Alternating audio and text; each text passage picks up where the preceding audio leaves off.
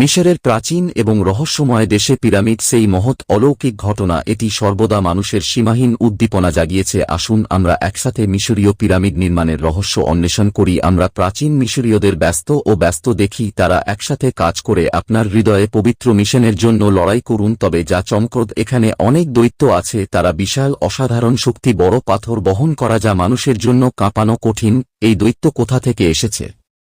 এটি একটি পৌরাণিক অস্তিত্ব, এখনও ইতিহাসের অংশ। প্রাচীন মিশরীয় পিরামিড নির্মাণ, এটা সবসময় একটি অমীমাংসিত রহস্য হয়েছে। এটি ছিল অতিমানবীয় শক্তি যা এই মহান ভবনের জন্ম দিয়েছে। দৈত্যদের সাহায্যেই এই অমর কিংবদন্তি সম্ভব হয়েছিল, যদিও বর্তমানে তা নির্ধারণ করা আমাদের পক্ষে কঠিন। কিন্তু পিরামিডের রহস্যময় কবচ সবসময় চুম্বকের মতোই ছিল, অন্বেষণ এবং চিন্তা অবিরত। অগণিত মানুষ আকৃষ্ট ইতিহাসের গভীরে লুকিয়ে থাকা রহস্য উদ্ঘাটনের।